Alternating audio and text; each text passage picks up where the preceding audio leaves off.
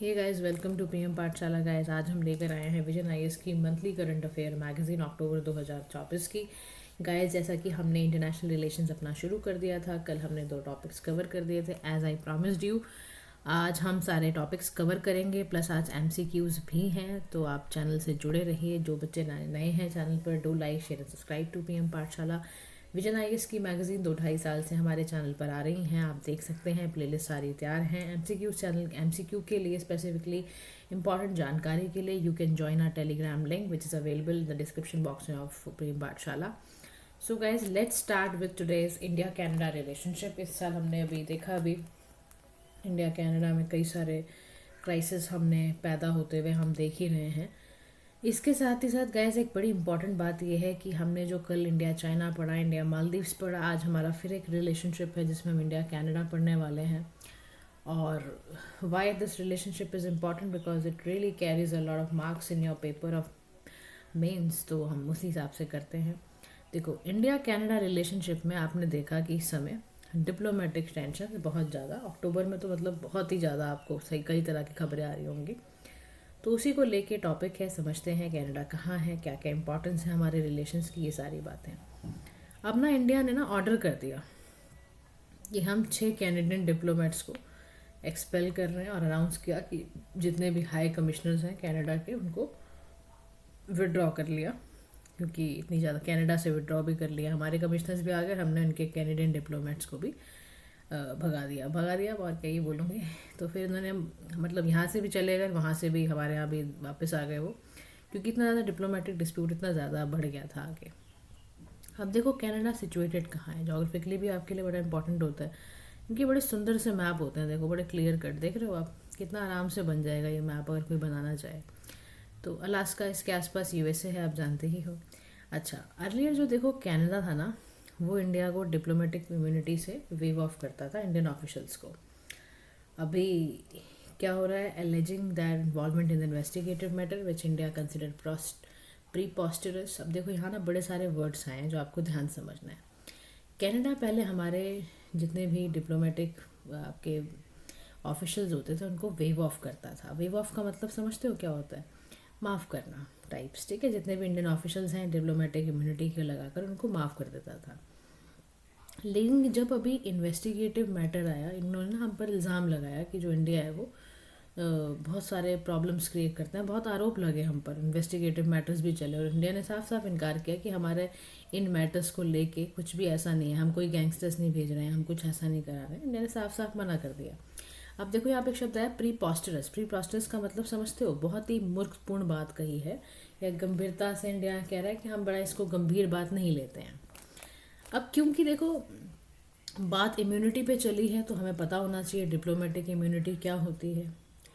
Diplomatic immunity का जो principal है इंटरनेशनल लॉ में, अगर आप ध्यान से समझते हो, तो ये प्राइमरली आया वियना कन्वेंशन 1961 में, जब वहाँ के जो फॉरेन गवर्नमेंट ऑफिशियल्स थे उनको लगा कि are not subject to jurisdiction of local courts and other authorities. तो इनको मिलता है क्या ना, जितने भी फॉरेन गवर्नमेंट ऑफिसर्स होंगे उनको लोकल कोर्ट्स, अदर अथॉरिटीज़ को कोई जवाबदेही देने की ज़रूरत नहीं है। वो अपने पर्सनल और ऑफिशियल एक्टिविटीज़ को भले ही देख लें, लेकिन दूसरे जो मैटर्स हैं, डिप्लोमेटिक इम्यूनिटी मतलब एक तरह से प्रिविलेज बिना ही है बेसिकली, अगर आप ध्यान से समझो।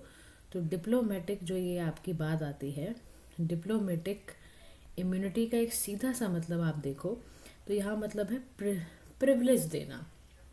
मतलब आप डिप्लोमेट जितने भी हैं उनको किसी लॉज से, टैक्सेस से एग्जेम्प्ट कर रहे हो जहाँ पर वो वर्क कर रहे हैं, बात समझ रहे हो? तो डिप्लोमेटिक अगर हम सिंपल शब्दों में समझें तो ये इंटरनेशनल लॉ में एक शब्द है जहाँ पर हम बेसिकली क्या करते हैं, बेनिफिट्स प्रोवाइड करते हैं डिप्लोमेट्स को, ऐसे फ्री हाउसेस दे देना है ना, या एक्सटेंशन करा देना उनका ट्रैवल अपॉर्चुनिटीज़, इंटरनेशनली प्रिविलेज दे देना, रिप्रेजेंट कर देना। तो बहुत सारे इसमें प्रिविलेज आ जाते हैं बेसिकली डिप्लोमेटिक इम्यूनिटी में। अभी यहाँ पर हमारे साथ कुछ खेल खेले उन्होंने, कनाडा वालों ने हमें छेड़ दिया यहाँ पर। जब छेड़ा तो फिर हम भी जवाब में कुछ तो करेंगे। अब ये सब जो हुआ, देखो जो हमारे डिप्लोमेट्स को यहाँ से हमने हमने वहाँ से निकाला, उन्होंने हमें वहाँ से, हमने यहाँ से भेजा, दोनों के जो बीच में जो डिप्लोमेट्स को लेके इतनी सारी क्राइसिस आए, डिप्लोमेटिक टेंशन क्रिएट हुई, इसका कारण क्या है, रीजंस क्या है? वो रीज़न जो आपके फॉल आउट हुआ रिसेंटली इंडो कनाडा में, ये हमें समझने की ज़रूरत है। तो इसका सबसे बड़ा कारण था इशू ऑफ खालिस्तानी एक्सट्रीमिस्ट। कह रहे जितने भी 6 सेपरेटिस्ट ग्रुप्स हैं उन्होंने कनाडा द्वारा सपोर्ट होते थे, और हमारे रिलेशंस यहीं से स्ट्रेन होने शुरू हो गए क्योंकि डिप्लोमेटिक हमारा फॉल आउट हुआ बहुत ज़बरदस्त तरीके से। तो सबसे बड़ी दिक्कत है जो खालिस्तानी एक्सट्रीम लोग जो वहाँ बैठे हुए हैं ना, और कनाडा में होने वाले इलेक्शंस, तो इसी वजह से जो जस्टिन ट्रूडो वहाँ के जस्टिन ट्रूडो जो वहाँ पर है, उन्होंने ये बहुत ज़्यादा मामला खड़ा किया उनको, क्योंकि वोट से ही। तो ये बहुत ज़्यादा मैटर जो है, आपने पढ़ा भी होगा बहुत जगह जगह पर, ये प्राइम मिनिस्टर ऑफ कनाडा होने के साथ साथ इन्होंने बहुत सारी वो की, मतलब आप समझ लो अभी भी चल ही रहा है मामला, कुछ ना कुछ वो कर रहे हैं। तो 6 सेपरेटिस्ट के वोट को लेने के लिए, और कनाडा इनको सपोर्ट भी करता है, तो इससे हमारे रिलेशंस बड़े ख़राब होते हैं इनसे। तो पहला क्राइसिस क्या है, खालिस्तानियों के साथ। सेकंड क्राइसिस क्या है, इंडियन सोवरेनिटी।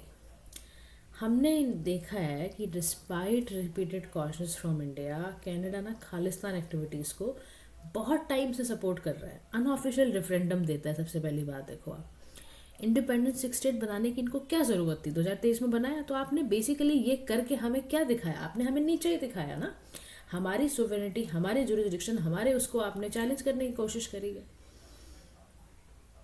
अब आप जैसे मानो आप अपने ना किसी फ्रेंड के घर में जाते हो, बट आपका ना एक कॉमन मतलब समझ लो, और वो जो आपके दुश्मन की बहुत तारीफ कर रहा है, तो आपको कैसा लगेगा।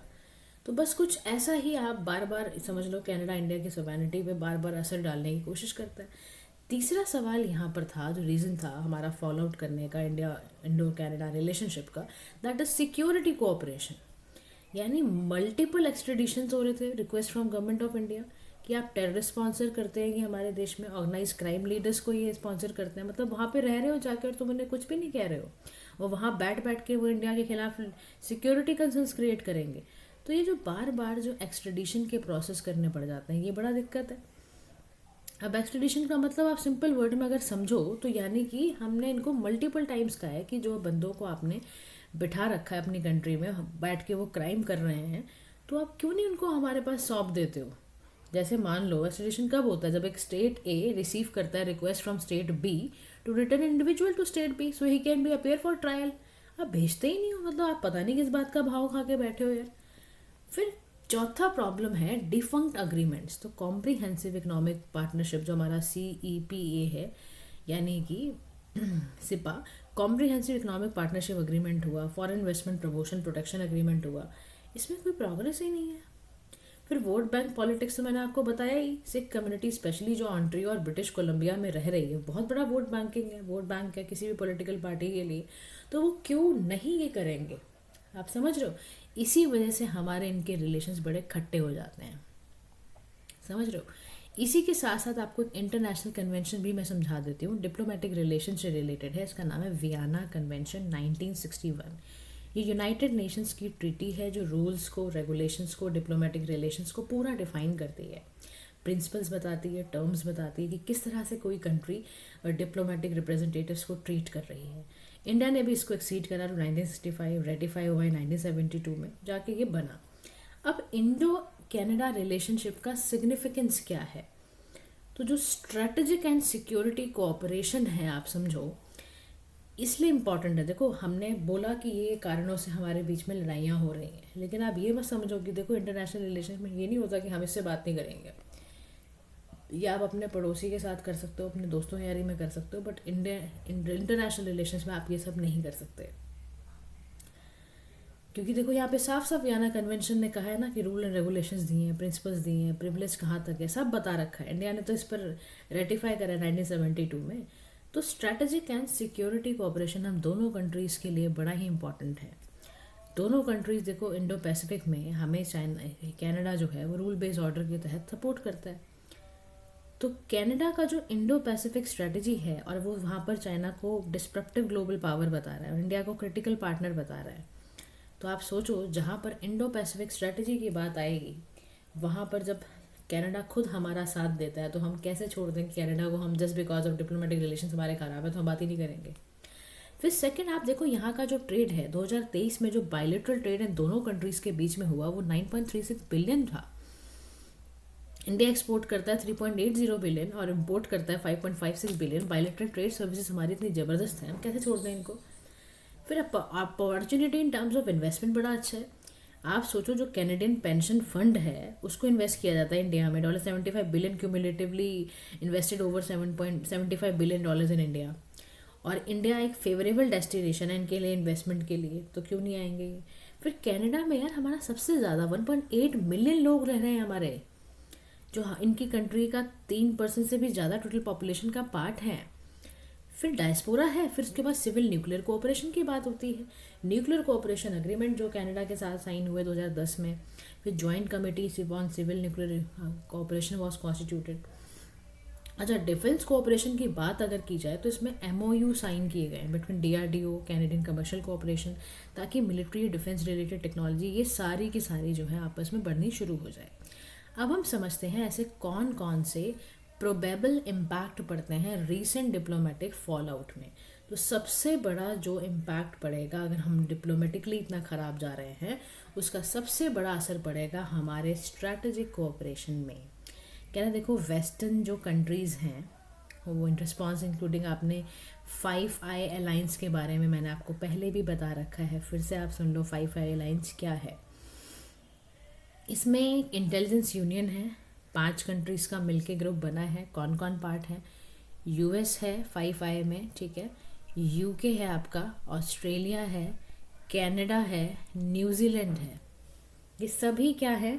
5I का पार्ट है, राइट। और ये आपका well known, most well known espionage alliance in the world है। यहाँ पर यानी कि बहुत तरह के काम होते हैं इसमें। जब पूरी की पूरी समझो आप, एक इंटेलिजेंस अलायंस है, समझ रहे हो। इन कैनेडियन प्राइम मिनिस्टर ने एक बार एलीज किया इंडियन गवर्नमेंट में have potential link to the killing of 6 separatist leader, इसीलिए तो सारा कांड शुरू हुआ था ये। तो 5 अलायंस वाले ग्रुप पे ही इन्होंने हमें ऐसे बोल दिया था। अब this group is very important, western countries यहीं पे रिस्पॉन्ड करती हैं। अब यहाँ पर अगर एक ख़राब हो जाएगा, आपके खिलाफ बातें करेगा, तो आप सोचो आपके रिस्ट्रेन होंगे रिलेशन बाकी कंट्रीज से भी, सिक्योरिटी पे इशू आएगा, डिफेंस न्यूक्लियर एनर्जी पर असर पड़ेगा। फिर इकोनॉमिक एंड ट्रेड एग्रीमेंट की बात आती है। कह रहा अगर आप डिप्लोमेटिकली इतनी लड़ाई झगड़े करोगे तो बायलैटरल ट्रेड ख़राब होगा, ट्रेड नेगोशिएशन में और डिले होगा। फिर इंडिया का जो कनाडा के साथ को कॉम्प्रिहेंसिव इकोनॉमिक पार्टनरशिप एग्रीमेंट है, या जितने भी हैं, अब जितने भी हमने फॉरेन इन्वेस्टमेंट वगैरह किए हैं, उसमें बहुत डिले होगा नेगोशिएशंस करने में। अब जो सोचो इसका क्या असर, जो बच्चे वहाँ पढ़ने लिखने के लिए गए हैं, मेरा तो खुद ही एक पड़ोसी गई हुई है पढ़ने के लिए वहाँ पर, आप सोचो कितना वहाँ पर असर पड़ेगा, स्पेशली इंडियन स्टूडेंट्स पर। आप सोचो 2.5 लाख के करीब इंडियन स्टूडेंट जो हैं वो कनाडा में इस समय पढ़ रहे हैं, दिसंबर 2023 का डेटा है ये। फिर इमाइग्रेशन वीज़ा प्रोसेसिंग कितनी ज़्यादा ख़राब हो जाएगी, पोटेंशियल सस्पेंशन आ जाएगा वीज़ा सर्विसेज में, सिक्योरिटी थ्रेट है, आप वहाँ ट्रैवल नहीं कर सकते हो, दोनों कंट्रीज़ के लोग आपस में ट्रैवल नहीं करेंगे। इमाइग्रेशन प्लान्स, आप समझ रहे हो कितना डिसरप्शन आ जाएगा। तो क्या किया जाए, ऐसा क्या करें कि देखो यहाँ पर भी दे रखा है 5I अलायंस के बारे में कि कैसे ये surveillance based and signal intelligence का काम करती है। ऐसा क्या किया जाए जिससे कि ये रिलेशनशिप स्ट्रेंथन हो। तो सबसे पहला काम जो करना है वो है कंस्ट्रक्टिव डिप्लोमेसी, यानी हाई लेवल पर डिस्कशंस हों, म्यूचुअल कंसर्न्स को एड्रेस किया जाए, दोनों साइड जो भी कंसर्न्स हैं विदाउट डिस्ट्रप्टिंग, किसी का स्टेटस क्यों नहीं आपको खोना है, आप जो कंसर्न दोनों साइड्स के हैं वो एक्सप्रेस करें। और सिक्योरिटी कोऑपरेशन के लिए देखो हम सभी को मिलके ही टेररिज्म को काउंटर करना पड़ेगा ना। तो हम इनसे बात करें कि जो खालिस्तानी एक्सट्रीमिज़म आप कर रहे हो, तो under the framework of cooperation countering terrorism and violent extremism जो आपने साइन कर रखा है भाई, उसको याद दिलाओ इनको, 2018 में साइन हुआ था ये। फिर सिपा टू रिबिल्ड इकोनॉमिक टाइज वगैरह को बढ़ाओ, इंगेज करो डायस्पोरा को ज़्यादा से ज़्यादा, ट्रैक टू डिप्लोमेसी चैनल्स खोलो, पीपल टू पीपल एक्सचेंज जो टाइज होने चले जाएँ। स्ट्रैटेजिक इंटरेस्ट के लिए बहुत ज़रूरी है, अगर हम चाहते हैं कि हमारे स्ट्रैटेजिक इंटरेस्ट हों, अगर हम चाहते हैं दोनों कंट्री चाइना को काउंटर करना इंडो पैसिफिक रीजन में, तो हमें सबसे पहले हमें आपस में चलना पड़ेगा साथ साथ, ठीक है। तो ये सारे जो पॉइंटर्स हैं आपको पेपर में लिख कर आने हैं। अब हम चलते हैं आसियान के टॉपिक पर। आसियान में हम पढ़ते हैं कि आसियान कैसे इस समय न्यूज़ में रहा और इसके बारे में हम जानते हैं। देखो आसियान के ये सभी कंट्रीज जो हैं मेंबर्स हैं। जब शुरू में फाउंडिंग मेंबर्स आया था तो IMPST करके, आप समझ लो इसका फाउंडिंग मेंबर्स है ये। इसमें आपका ठीक है, इंडोनेशिया था और आपका मलेशिया था, फिलीपींस था, सिंगापुर था, थाईलैंड था, ये सारी कंट्रीज़ ने मिलकर इसको बनाया था। अच्छा, आसियान में ना देखो न्यूज़ में इसलिए रहा क्योंकि प्राइम मिनिस्टर ने पार्टिसिपेट किया था आसियान इंडिया समिट 21 वियेंचुए लाओ पीडीआर में, ठीक है। आसियान 1966-7 में बना था, इंटर गवर्नमेंटल ग्रुपिंग है ये। सबसे पहले बना तो उसमें कोशिश की गई पॉलिटिकल इकोनॉमिक कोऑपरेशन जितनी भी ईस्ट एशियन नेशंस हैं उनके बढ़े, और इसीलिए ये बनाया गया था बैंकॉक डिक्लेरेशन के अंडर IMPST को। मलेशिया और ये सारा मैंने आपको बताया ना, देखो इसीलिए बताया मैंने। जकार्ता इंडोनेशिया में इसके हेडक्वार्टर्स हैं। इंस्टीट्यूशनल मैकेनिज्म इनका बता दूँ तो आसियान की समिट्स होती हैं, एनुअली होती हैं, हर साल होती हैं। रीजनल इश्यूज़ को ये डिस्कस करते हैं, वहाँ पर पॉलिसी डायरेक्शन देते हैं ठीक है। इसी में इनकी कोऑर्डिनेटिंग आपकी काउंसिल भी है, सेक्रेटेरिएट भी बैठता है, रीजनल फोरम भी है, बैठती है। और इंडिया ने ARF को ज्वाइन किया था 1996 में। डिसीजन मेकिंग कंसल्टेशन और कंसेंसस के तहत आती है। फ्यूचर फोरम्स भी हैं जो वियतनाम ने प्रपोज करी at the 43rd ASEAN summit 2023। Common platform है आसियान मेंबर स्टेट्स का, पार्टनर कंट्रीज़ का, और इंडिया इसका जो है वो फाउंडिंग मेंबर भी है। अब हम देखते हैं कि ना जब ये समिट हुई, प्राइम मिनिस्टर भी गए यहाँ पर, तो इस समिट में क्या क्या निकल कर आया। देखो किसी समिट में जब हम जाते हैं तो कुछ तो उसमें इंपॉर्टेंट चीज़ें हैं, तभी हमें वो समिट अटेंड की जा रही है। तो इसमें पहली चीज़ निकल कर आ रही है, reviewed the progress of ASEAN India comprehensive strategic partnership. Leaders ने एग्री किया कि हम एक new ASEAN India plan of action create करेंगे, full potential ASEAN India partnership का हम रियलाइज़ करेंगे, ठीक है। इसी में 10 पॉइंट प्लान अनाउंस किया गया। थीम था उसका एनहांसिंग कनेक्टिविटी एंड रेजिलियंस। कुछ ट्रैक्स ऑफ डिप्लोमेसी की बात आई कि 1.5 डिप्लोमेसी ट्रैक, 2 डिप्लोमेसी कि इसमें गवर्नमेंट है, रिप्रेजेंटेटिव्स हैं, NGO एक्सपर्ट हैं, ठीक है। ऐसे ही ट्रैक 2 डिप्लोमेसी, इसमें प्योरली अनऑफिशियल चैनल्स हैं। ऐसे ही ना यहाँ पर joint statement on strengthening ASEAN India comprehensive strategic partnership है। इसमें यहाँ पर एक्सलरेट करा इसका रिव्यू आसियान इंडिया ट्रेड का, गुड एग्रीमेंट का, ताकि ट्रेड प्रोसेसेस को अच्छा किया जा सके, कोऑपरेशन को अच्छा किया जा सके। तो वेलकम, इन्होंने ना यहाँ पर एक इंडिया और आसियान का एक फंड भी बनाया फॉर डिजिटल फ्यूचर, ताकि जॉइंट एक्टिविटीज़ को सपोर्ट करने के लिए, ठीक है। ये भी एक बना है, तो ध्यान रखना क्या क्या आया है। एक तो आसियान इंडिया का ट्रेड गुड्स एग्रीमेंट हुआ है ताकि ट्रेड और प्रोसेसेस सिंप्लीफाई हो पाए। साथ ही साथ इनका ये भी ध्यान है कि आसियान इंडिया का जो फंड है वो फॉर डिजिटल फ्यूचर वो भी क्रिएट हो सके। अच्छा, जॉइंट स्टेटमेंट दी गई है ऑन एडवांसिंग डिजिटल ट्रांसफॉर्मेशन के लिए भी।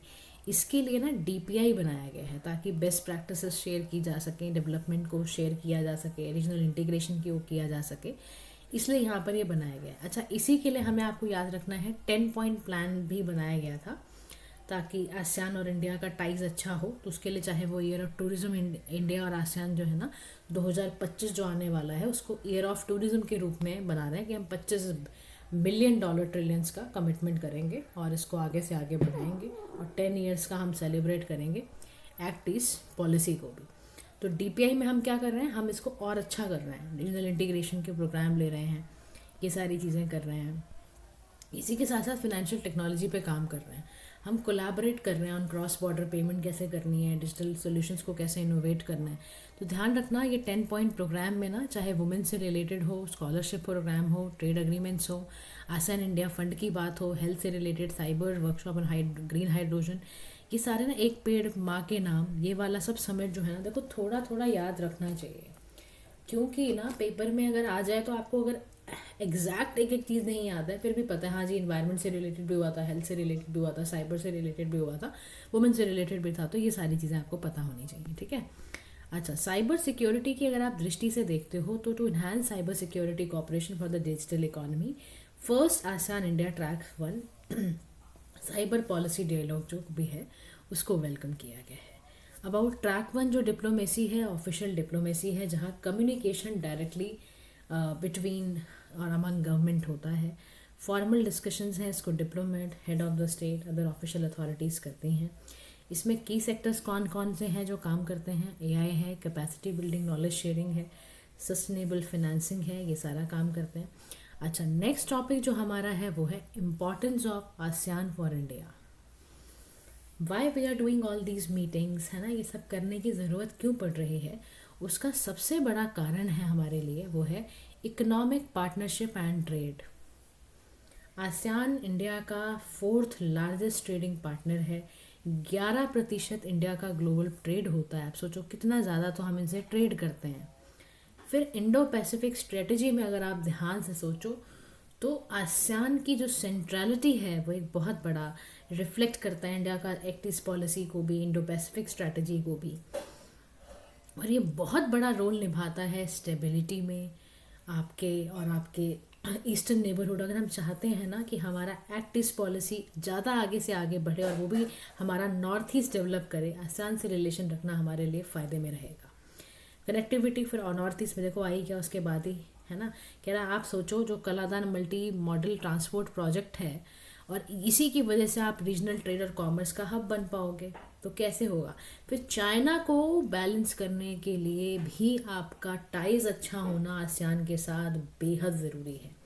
मैरीटाइम सिक्योरिटी रीजन्स के लिए कह रहा है देखो इंडिया आसियान के साथ इंगेज होता है ताकि हमारे जो क्रिटिकल मैरीटाइम रूट हैं वो भी सिक्योर हो सके, चाहे मलक्का स्ट्रेट है। टूरिज्म एजुकेशन की बात आ गई है तो आसियान कंट्रीज़ बहुत पॉपुलर हैं अमंग इंडियन टूरिस्ट। जो आसियान स्टूडेंट्स हैं वो इंक्रीजिंगली स्टडी करते हैं ऐसी जगहों पर। तो इस सबसे क्या होगा, हमारा सॉफ्ट पावर बढ़ेगा, हमारा गुडविल बढ़ेगा रीजन्स पे, ठीक है। अब यहाँ पर आता है हमारा significance of ASEAN in the Indo Pacific region. तो पहला इसका क्या है, geo political and economic centrality, यानी जो साउथ ईस्ट एशिया है आसियान सेंटर्ड में है, वो क्रुशल है, पोर्टल है, dynamic Asia Pacific Indian ocean regions पे काम कर रहा है। रूल बेस्ड ऑर्डर है, यानी कि सिक्योरिटी ये सब चीज़ों को प्रमोट करने के लिए, ग्रेट पावर राइवलरी के लिए और कनेक्टिविटी के लिए सिग्निफिकेंस बहुत ज़्यादा है आसियान का इंडो पैसिफिक रीजन में।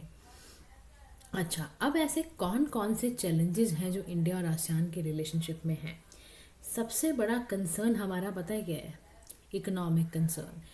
इंडिया का जो डिसीजन है कि हम रीजनल कॉम्प्रिहेंसिव इकोनॉमिक पार्टनरशिप में नहीं रहेंगे, इससे कहीं ना कहीं आसियान के जो मेंबर्स हैं वो डिसअपॉइंटमेंट फील करते हैं।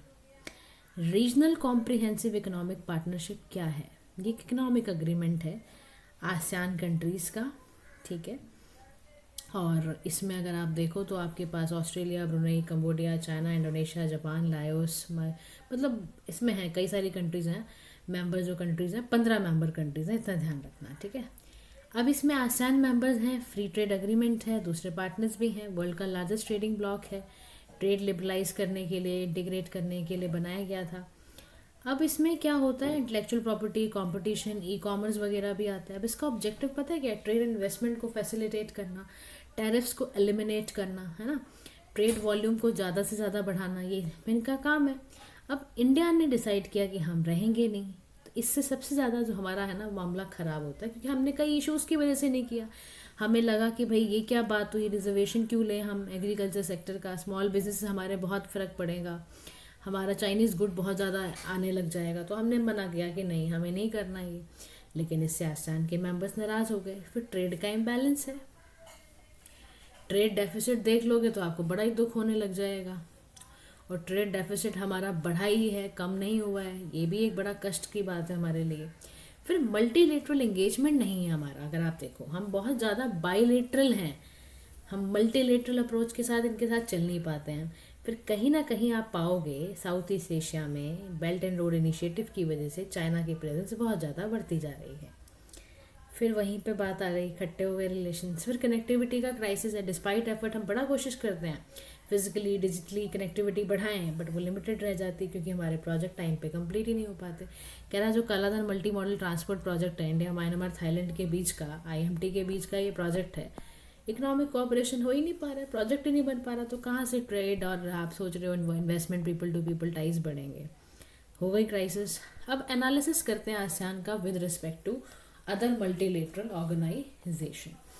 इसी में सबसे पहला आता है मामला क्वाड का। क्वाड में आपको पता ही है हमारे पास 4 मेंबर्स हैं। क्वाड के 4 फीचर्स बताओ कमेंट सेक्शन में, ठीक है। मैंने तो कई बार बताया, अब आज आप बता दो। Challenge to ASEAN centrality, ASEAN को लगता है क्वाड कहीं ना कहीं उसके सेंट्रल रोल को इंडो पैसिफिक में क्राइसिस बनाने की कोशिश कर रहा है। यूएसए की इन्वॉल्वमेंट और इंडिया की इन्वॉल्वमेंट से खुश नहीं है। इससे आसियान के रीजनल फोरम पे असर पड़ता है। इससे आसियान को लगता है कि उसका zone of peace, freedom and neutrality पे उसको असर पड़ने को नज़र आता है। तो वो कमिट बहुत अच्छा नहीं मानता क्वाड को, सार्क को भी नहीं पसंद करता। वो सार्क को इनके लगता है कि है ये अपना इन्होंने एक क्रिएट कर लिया है साउथ एशियन कंट्रीज़ ने। तो सक्सेस इन रीजनल इनिशिएटिव में आसियान की ज़्यादा है, इतना सार्क नहीं कर पाया है अकम्प्लिश। और बिम्स्टेक की बात करो तो बिम्स्टेक फोर्सर collaboration between SAARC and ASEAN करने की कोशिश करता है, बट इतना नहीं कर पा रहा क्योंकि सार्क के मीट्स इतने नहीं होते हैं। अब वे अहेड में कह रहा है कि ऐसा क्या करें कि रिलेशनशिप सुधरें। तो उसके लिए कह रहा है सबसे पहले ना 10 पॉइंट जो प्लान आपने बनाया है ना, उसी फाउंडेशन पे काम करना शुरू कर दो, पूरे उस विजन पे काम करो। जो आपका विजन है एसेंस सेंट्रलिटी इंडो पैसिफिक, उसको हाईलाइट करो। शांग्रीला डायलॉग जब भी हो आप करो उसको। आपने शांग्रीला डायलॉग में जो हाईलाइट करा था ना, उसको वापस फर्दर आप उस विजन को लेके चलो। इकोनॉमिक और आप ना अपने ट्रेड टाइज को अपडेट और एक्सपेंड करते चले जाओ। मैरीटाइम कोऑपरेशन की तरफ बढ़ो, सी ऑफ लाइन ऑफ कम्युनिकेशंस और रियलाइजेशन करो फुल पोटेंशियल का। Counter balance China, India should initiate Indo Pacific maritime partnership. और कनेक्टिविटी को बढ़ाओ अपना, जितना भी आपका IMT ट्राइलेटरल हाईवे है उसको और अच्छे से आप एक्सप्लोर करो आसियान कंट्रीज़ को, ताकि trade and cultural ties connect अच्छे हो जाएं। हमारा नेक्स्ट टॉपिक है ब्रिक्स के बारे में हम पढ़ते हैं। ये न्यूज़ में क्यों था, इसके तीनों पिलर्स के बारे में हम जानने की कोशिश करते हैं। देखो इसकी 16th हमारी ब्रिक्स की समिट थी। पहली समिट में ब्रिक्स जो है वो हमारा आपको पता है मेंबरशिप पे was held in Kazan Russia में। और 16th and the first summit with expanded BRICS membership was held in Kazan Russia में। ठीक है, तो आपको जगह का नाम ज़रूर याद रखना है, इंपॉर्टेंट समिट्स को ज़रूर याद रखना है। ठीक है, अब इस समिट में क्या कह रहा है सबसे पहले अडॉप्शन हुआ यहाँ पर कजान डिक्लेरेशन का, कि हम मल्टीलेटरलिज्म को स्ट्रेंथन करेंगे for just global development and security को अडॉप्ट किया गया। ठीक है, 3 पिलर्स थे कोऑपरेशन ऑफ ब्रिक्स के, उसको ठीक करा गया, चाहे पॉलिटिकल एंड सिक्योरिटी वाला है, इकोनॉमिक एंड फाइनेंशियल है, cultural people to people cooperation को आगे बढ़ाया गया। अब ब्रिक्स जो है वो बना कैसे, इसके इकोनॉमिस्ट थे जिमो नील इन 2001।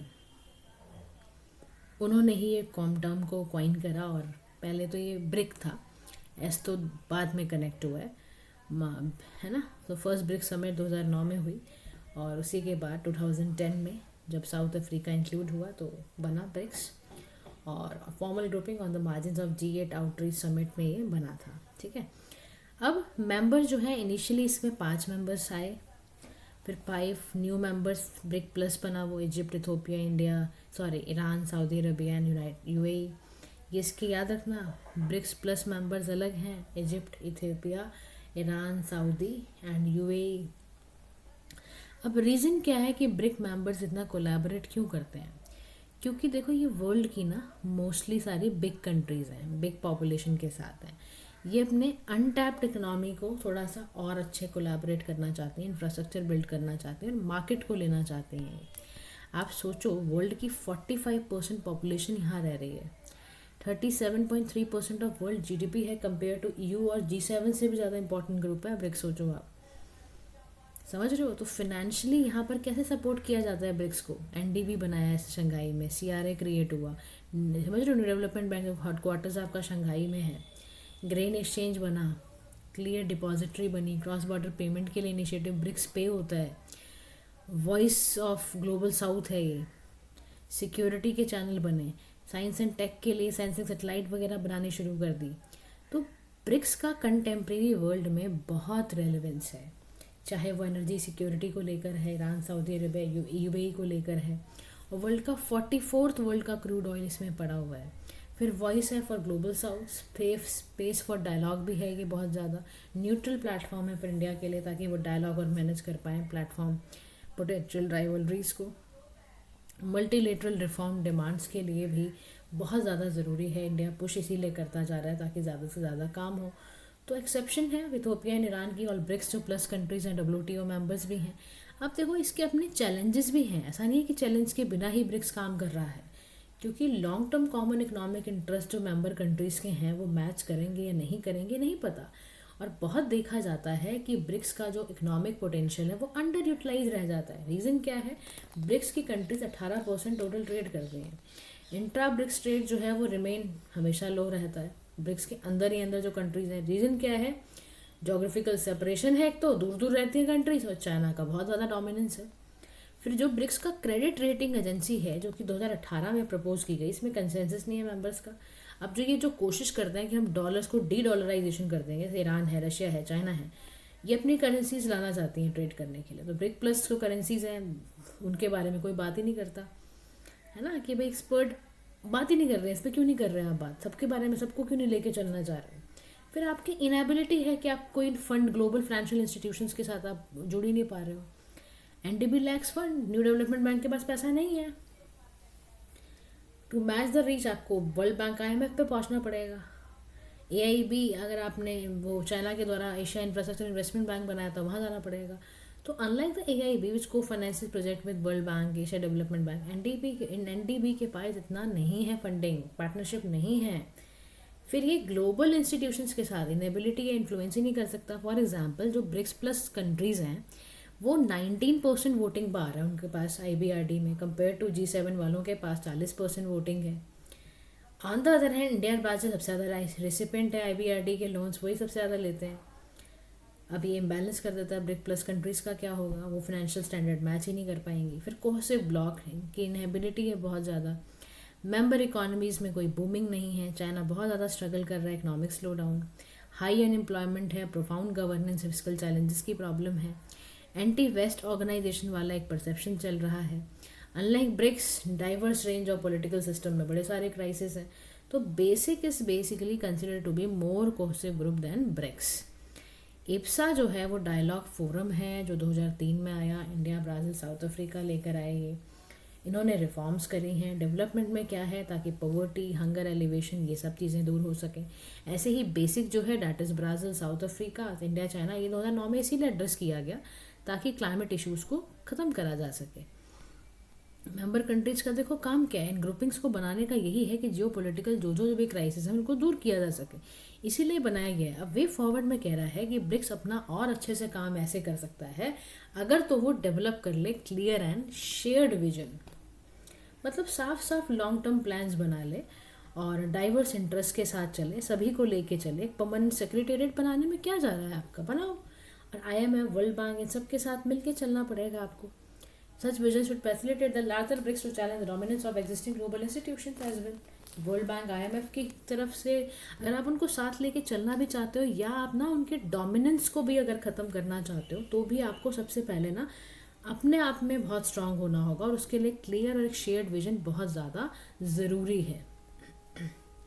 वो करना भी आपके लिए सबसे ज़्यादा ज़रूरी हो जाएगा। उसके बाद यहाँ पर क्या आता है बात, यहाँ पर अब सीधी सी बात ये आती है कि भाई आप क्या करो, डिफाइन कर दो मेंबरशिप क्राइटेरिया को। तो advocating a clear membership criteria for BRICS, इससे भी क्या हो जाएगा, जो इंडिया का कंसर्न है फ्यूचर मेंबर ऑफ ब्रिक्स को लेके वो भी दूर होगा। फिर कंसेंसस बिल्डिंग की प्रॉब्लम है, प्रायोरिटाइज करो आप डिप्लोमेसी डायलॉग को ताकि आपके डिफरेंसेस ख़त्म हो, और ब्रिक्स प्लस नेशंस के साथ स्ट्रेंथन करो अपने ऑपरेशंस को।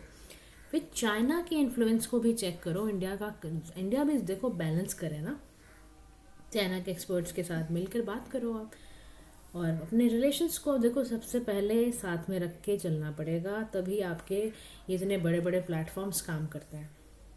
और ब्रिक्स प्लस जो नेशंस हैं उनकी सक्सेस भी इसी बात पर निर्भर करती है, जब आप जो मेंबर्स मेंबर्स हैं वो इंटरनल डिफरेंसेस को ओवरकम करें, कोई कॉमन ग्राउंड ढूंढें, सबकी स्ट्रेंथ को बढ़ाने की बात सोचें, एक्सपेंशन हो तो उसमें सभी का रिप्रेजेंटेशन हो, बिना स्ट्रॉन्ग कोऑपरेशन और एफर्ट के। ये वर्ड तो आप जीवन में ध्यान रख लो, ऐसी चीज़ें बिना स्ट्रॉन्ग कोऑपरेशन और एफर्ट के नहीं चलती हैं।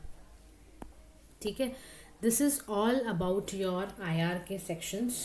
छोटा सा शॉर्ट्स है, let's cover it immediately, let's do the questions of MCQ और फिर ये हमारा कवर हो जाएगा। ठीक है, देखो सबसे पहले है इंडिया और उज्बेकिस्तान ने बायलैटरल इन्वेस्टमेंट ट्रीटी को साइन किया है। Signing off BIT both Nations ने किया। ठीक है। तो इंडिया और उज्बेकिस्तान ने साइन किया है, ध्यान रखना। क्यों करते हैं ऐसा बायलैटरल इन्वेस्टमेंट ट्रीटी, क्यों करते हैं? ताकि इकोनॉमिकली हम कॉन्फिडेंस आए हमारे इन्वेस्टर्स में, कंफर्ट लेवल अचीव करने के लिए। याद रखो बायलैटरल इन्वेस्टमेंट ट्रीटी एक रेसिप्रोकल एग्रीमेंट है, ताकि इन्वेस्टमेंट जो है नेशनल और कंपनीज की एक स्टेट से दूसरे स्टेट में वो अच्छी हो पाए। इंडिया ने इसीलिए हमारा न्यू मॉडल BIT टैक्स 2015 को अप्रूव करा है। इसने रिप्लेस कर दिया हमारा इंडियन मॉडल BIT 1993। तो जो मॉडल टैक्स 2015 है उसका काम है रीनेगोशिएशन करना। फिर की फीचर्स क्या है हमारे मॉडल BIT के? नेशनल ट्रीटमेंट है, सिमिलर ट्रीटमेंट है एज डोमेस्टिक इन्वेस्टर्स। फिर ये कंट्रीज़ को क्या करता है? लिमिट करता है, ताकि वो फॉरेन इन्वेस्टमेंट जो टेरिटरी उसको डोमिनेट करने से बचाता है। लोकल रेमेडीज़ को एग्जॉस्ट करने के लिए एंटरप्राइज पूरा डेफिनेशन देता है इन्वेस्टमेंट कराने की। और देखो उज्बेकिस्तान यहाँ पर है, ताशकेंट इसकी कैपिटल है। Uzbekistan is a very important partner for central Asian regions के लिए, हमारा बड़ा इंपॉर्टेंट पार्टनरशिप है, क्योंकि इससे हमारा इकोनॉमिक रिलेशनशिप है। हम इसके साथ जॉइंट मिलिट्री एक्सरसाइज 10 लेग करते हैं। मल्टीलेटरल एग्रीमेंट में देखो आप UN में मेंबर हैं हमारे साथ, G20 में, ब्रिक्स में, SCO में हमारे साथ उज्बेकिस्तान मेंबर है। अब ब्रिक्स में मत पूछना, ब्रिक्स प्लस कंट्रीज के नाम मैंने आपको पहले ही बताया हैं।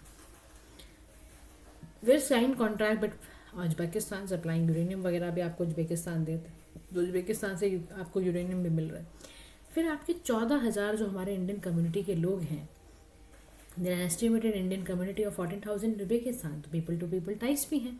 That is why we are doing all this thing. इसके आसपास की कंट्रीज़ प्लीज़ देख लेना। उज्बेकिस्तान में देखो यहाँ पे किर्गिस्तान है, कजाकिस्तान है, किर्गिस्तान है, ताजिकिस्तान है, तुर्कमेनिस्तान है, तो ये ध्यान रखना प्लीज़, ठीक है। चलो नेक्स्ट हमारा BIT साइन हुआ है UAE के साथ। BIT साइन हुआ हमारा अबू धाबी फरवरी 2024 में, और 31 अगस्त 2024 में हमारा ये फोर्स में आया। और बायलैटरल इन्वेस्टमेंट ट्रीटी है हमारी इनके बीच में। पहली वाली एक्सपायर हो गई थी, फिर हमने दोबारा किया कि भाई इसको ज़रूरत है, क्योंकि UAE ना इंडिया का 3rd लार्जेस्ट ट्रेडिंग पार्टनर है आफ्टर US एंड चाइना। फिर ये जॉइंट मिलिट्री एक्सरसाइज कौन सी करता है UAE हमारे साथ? Desert cyclone. जैसे हमने इंडिया उज्बेकिस्तान का पढ़ा 10 लिख, ऐसे ही ये हमारे साथ जॉइंट मिलिट्री एक्सरसाइज कौन सी करता है? Desert cyclone. UAE एक बहुत इंपॉर्टेंट सप्लायर है क्रूड, LNG और LPG का इंडियन मार्केट में, ठीक है। की फीचर्स क्या है इंडिया UAE BIT का? इन्वेस्टर स्टेट डिस्प्यूट सेटलमेंट कराता है आर्बिट्रेशन के थ्रू, मैंडेटरी एग्जॉशन के through, close asset based definition करता है ये इन्वेस्टमेंट की, ट्रीटमेंट करता है इन्वेस्टमेंट्स का, प्रोटेक्शन देना, एक्सप्रोप्रिएशन कराना, ट्रांसपेरेंसी पैदा करना। मतलब इंडिया UAE का बायलैटरल इन्वेस्टमेंट ट्रीटी करने के फ़ायदे ये होंगे कि हमारे जो इन्वेस्टर के साथ जो प्रॉब्लम हो जाता है, स्टेट का डिस्प्यूट सेटलमेंट का पता नहीं चलता, तो वो सब हमारा ठीक हो जाएगा। हमारा ट्रीटमेंट इन्वेस्टमेंट में अच्छा चलेगा, इसीलिए हमें कर रहे हैं। अब देखो इससे सबसे बड़ा फ़ायदा क्या है? UAE हमारा ना 7th नंबर पर लार्जेस्ट FDI सोर्स है, ठीक है। फिर इससे हमारे जो ना इन्वेस्टर हैं उनका कॉन्फिडेंस बढ़ेगा, तो स्टैंडर्ड ऑफ ट्रीटमेंट अच्छा होगा, नॉन डिस्क्रिमिनेशन रहेगा। जितना अच्छा डिस्प्यूट सेटलमेंट होगा तो फिर इन्वेस्टर डरेगा नहीं इन्वेस्टमेंट करने से। बात समझ रहे हो? इसीलिए की जाते हैं ये। अब नेक्स्ट टॉपिक है कमेटी ऑफ 10 C10 ग्रुप के बारे में हम पढ़ रहे हैं। देखो इंडियन एक्सटर्नल अफेयर मिनिस्ट्री ने पहली बारी जॉइंट मिनिस्ट्रियल मीटिंग में C10 और L.69 ग्रुपिंग बनाई है। L69 क्या है? कंट्रीज़ हैं Africa, Latin America, Caribbean, Pacific island state और एशिया में इंडिया भी इसका पार्ट है, ठीक है। 2008 में C10 क्रिएट हुआ था। इसमें Algeria, Botswana, Cameroon, Egypt, Kenya, Nigeria, South Africa, Tanzania सारी कंट्रीज इसका पार्ट हैं। ये चाहते हैं, पता है क्या है? अफ्रीकन पार्टिसिपेशन को बढ़ाना चाहते हैं इंटरनेशनल फाइनेंशियल इंस्टीट्यूशन में, इसलिए ये काम किया जा रहा है, ठीक है। फिर ये आपका UK ने hand sovereignty to Chagos islands to Mauritius. Chagos island कहाँ पर है देख लेते हैं। ये देखो आपका दोनों कंट्रीज़ ने, UK है और मॉरिशस है, दोनों कंट्रीज़ ने हिस्टोरिक पॉलिटिकल एग्रीमेंट पे पहुँचे हैं कि हम हैंड ओवर कर रहा है चैगोस टू मॉरिशस के पास जा रहा है। Still subject to finalisation treaty की होनी है, बाकी ये सोच तो लिया इन्होंने। तो US UK का जो जॉइंट बेस है और कहाँ है? दियागो गार्सिया अटॉल पे ये बना हुआ है। अटॉल क्या होता है मैंने आपको अभी GC लॉन्ग वाले चैप्टर में बताया था। आप मुझे बताओ अटॉल क्या होता है? What do you mean by atoll, ठीक है। चैगोस आर्कीपेलागो एक आइलैंड का ग्रुप है जो 500 किलोमीटर साउथ ऑफ मालदीव्स में इंडियन ओशन रीजन में बनाया गया है। 18th सेंचुरी से ये अनइनहेबिटेड था, लेटर फ्रेंच ने इसको कॉलोनाइज किया। फ्रांस ने इसको फिर छोड़ दिया था, ब्रिटिशर्स ने ले लिया था 1814 में, और यहीं पे ब्रिटेन ने अपनी इंडियन ओशन टेरिटरी बना ली थी 1965 में। ठीक है, तो कुछ तो आइलैंड्स इन्होंने सीएचएल्स को दे दिए। कुछ आर्कोपिलागो था, वो was detach from Mauritius by UK, 1965 में इन्होंने ले लिया था। अब इस ट्रीटी का फ़ायदा पता है क्या होगा? कॉलोनियल लेगेसी एड्रेस होएगी, लॉन्ग डिस्प्यूट जो चल रहा था वो ख़त्म होगा, मॉरिशस बैलेंस बना पाएगा मेजर पावर्स के बीच में, और जो दियागो गार्सिया है बेस है वहाँ पर, अलाउज यूएस वो मलक्का स्ट्रेट को मॉनिटर करने के लिए बनाया था कि ग्लोबल ट्रेड अच्छा चले। और इंटरनेशनल लॉ से कंप्लायंस भी यही करता है कि आप हैंड ओवर कर दो आइलैंड्स, जो भी आईसीजे की आ रही है जजमेंट उसी हिसाब से चलो। इंडिया ने सपोर्ट किया मॉरिशस का क्लेम, और इवन इंडिया ने फेवर में, जो यूएनजीए की मीटिंग हुई थी ना उसमें इंडिया ने फेवर में इनके वोट दिया था। तो हम हमेशा ये बात कहते हैं कि हम ना इसी बात को मानते हैं, India principle stand on decolonisation, और हम सभी की सोवेनिटी और टेरिटरी पे बहुत ज़्यादा रिस्पेक्ट करते हैं। ठीक है, चलो अब आता है एनाकोंडा स्ट्रेटजी क्या होती है। ताइवान की नेवी ने ना रिसेंटली क्लेम किया है कि जो चाइना की जो मिलिट्री है वो एनाकोंडा स्ट्रेटजी अपना रही है आइलैंड्स के लिए। देख लो, ये कुछ भी करने को तैयार हो जाते हैं, ये अलग ही किस्म के लोग हैं ये, इनका अपना बस क्या बोलूँ मैं इनके बारे में, मतलब कुछ भी अपना बनाने के लिए, कसने के लिए कुछ भी कर लेते हैं ये एक मिलिट्री स्ट्रैटेजी है। यूनियन जनरल थे विनफील्ड स्कॉट, जब वो अमेरिकन सिविल वॉर के टाइम पर उन्होंने अर्ली स्टेजेस में ये प्रपोज की थी। और इसमें क्या करते हो आप, सफोकेट कर देते हो किसको, जो इकोनॉमिकली मिलिट्री कॉन्फेडरेसी होती है उनको सफोकेट कर देते हो। जैसे एनाकोंडा क्या करता है, पहले स्नेक को कॉइल बनाता है अराउंड, और उसको सांस लेने में जब दिक्कत होने लग जाती है, समझ लो, जैसे स्नेक कॉइल बनाकर उसको फिर वो ऐसे करने की कोशिश करता है। तो बस कुछ ऐसा ही, इसीलिए इसका नाम भी पड़ा है एनाकोंडा स्ट्रैटेजी। तो यहाँ पर देखो कोशिश यही चलती रहती है। तो चाइना भी अपना रहा है ताइवान के against, military manoeuvre, psychological tactics, cyber warfare सब खेल रहे हैं। और गोल क्या है, ताइवान को सबमिट कराना without engaging, full scale invasion नहीं चाहता चाइना जाके, ताइवान खुद ही जाके इनको सौंप दे अपने आप को। मतलब आप कोशिश क्या कर रहे हो, देखो एनाकोंडा स्ट्रेटजी में जैसे एनाकोंडा स्नेक कॉइल्स बना बना के क्या करता है, वीकन करता है ना पावर को, ऐसे ही एनाकोंडा स्ट्रेटजी में आप कॉम्बिनेशन ऑफ टैक्टिक्स अपना के ओपोनेंट के डिफेंस को वीक करते हो। आप नहीं चाहते फुल स्केल इन्वेजन और इतना पैसा लगे। एक तो अमेरिकन सिविल वॉर में यूज़ हुई थी, और आजकल तो चाइना यूज़ कर ही रहा है, इंसर्कल कर रहा है ताइवान को बाय एयर एंड सी, कर रहा है, बिल्कुल कर रहा है ये काम। और लास्ट टॉपिक ऑफ टुडेज जो कि आपका आईआर ख़त्म भी कर देगा, that is Philadelphi corridor. Israel ने इसको मेड कंट्रोल किया है, फिलाडेल्फी कॉरिडोर को। यहाँ पे सीज फायर नेगोशिएशन हुआ है बिटवीन इसराइल एंड हमास। तो इसका रीजन देख लो कहाँ पर है ये फिलाडेल्फी। ठीक है, तो ये एक रिबन ऑफ लैंड है, 9 माइल्स का है इसका लेंथ, और 100 मीटर वाइड है, 14 किलोमीटर इसकी लेंथ है, 100 मीटर इसका समझ रहे विड्थ में है ये। और गाजा बॉर्डर विद इजिप्ट इसके लगता है, राफा क्रॉसिंग के भी इंक्लूडेड है। और ये डिजिग्नेट करा गया है डीमिलिटराइज्ड बॉर्डर जोन, यहाँ पे कोई भी मिलिट्री नहीं लड़ेगी, कुछ भी नहीं करेगी। इजरायली सेटलमेंट भी हटा दी गई है और ट्रूप्स फ्रॉम गाजा 2005 में हटा दिया गया था। ये रन करता है फ्रॉम मेडिटेरियन से लेकर कैरम शेलोंग क्रॉसिंग तक विद इसराइल। जब इसराइल ने विड्रॉ करा तो अब ये रिस्पॉन्सिबिलिटी इजिप्ट और पैलेस्टीनियन अथॉरिटी की है कि इसको संभालेंगे। तो फिलाडेल्फी कॉरिडोर अब किसकी रिस्पॉन्सिबिलिटी बन चुका है, इसराइल की ना रहकर अब ये इजिप्ट और पैलेस्टीनियन अथॉरिटी के पार्ट बन चुका है। अब हम इमीडिएटली अपने आते हैं एमसीक्यू वाले पार्ट पर जो आपको सॉल्व करने हैं। देखो आंसर दिए हुए हैं बट आप सॉल्व करो ताकि आपको पता चले आप कितने ध्यान से वीडियो को सुनते भी हो या नहीं सुनते हो। So very first question is related to Demchok Depsang, जो मैंने आपको कल बताया था। क्वेश्चन पढ़िए, आंसर करिए, ठीक है। ऐसे ही नेक्स्ट क्वेश्चन है, थर्ड क्वेश्चन देखो, McMahon line BRI। Fifth question is this, Maldives, ASEAN members, BRICS grouping.